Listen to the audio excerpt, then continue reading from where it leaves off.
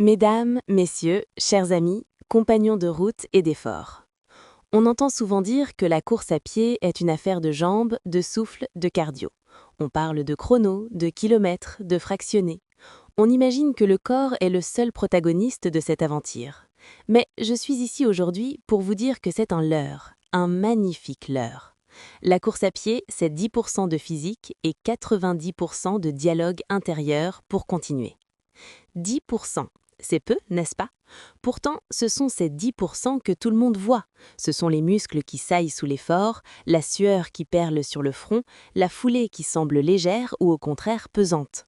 Le physique, c'est la vitrine, c'est l'image que l'on projette.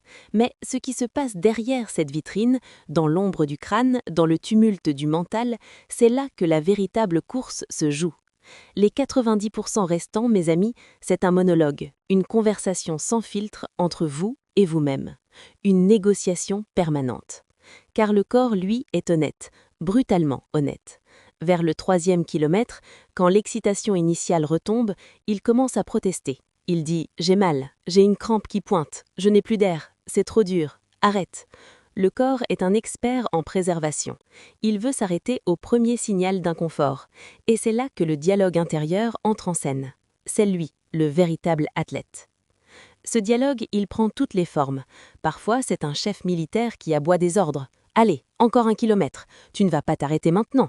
Tu es plus fort que ça. Avance. » Parfois, c'est un ami compatissant qui ruse. Ne pense pas à la distance totale, pense seulement au prochain lampadaire, juste jusqu'au prochain arbre. Tu peux faire ça, c'est tout petit. Et parfois, c'est un philosophe qui murmure « Cette douleur, elle est temporaire, elle est juste une sensation. Observe-la, mais ne la laisse pas te gouverner. » J'ai connu des moments, sur une longue ligne droite venteuse, où mon corps criait si fort que j'étais convaincue d'avoir atteint ma limite. Mes jambes étaient en plomb, mes poumons en feu. Le physique n'en pouvait plus. Ces 10% étaient épuisés. Et pourtant, c'est dans ces instants que le vrai dialogue commençait. Une petite voix intérieure, fragile mais tenace, disait « Souviens-toi pourquoi tu es là. Souviens-toi de ce que tu as traversé cette semaine. Cette course, elle est à toi. Personne ne peut te l'enlever. Alors, qu'est-ce que tu veux en faire?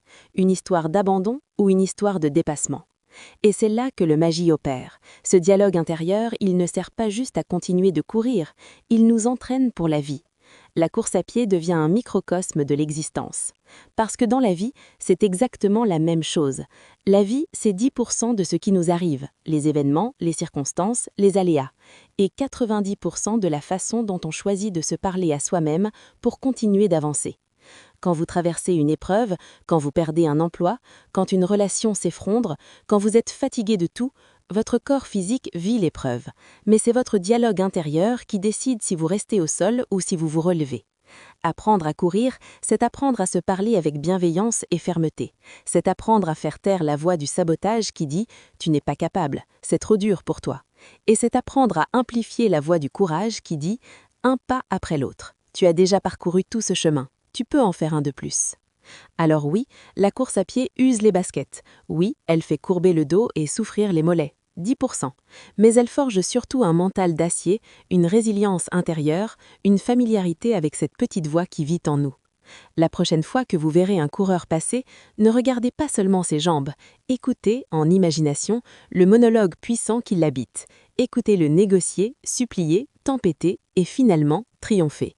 Car la ligne d'arrivée, elle n'est jamais franchie par les jambes, elle est franchie par les mots qu'on a choisi de se dire dans le secret de son cœur pour ne jamais, jamais lâcher. Merci à vous et bonne route sur l'asphalte comme dans la vie.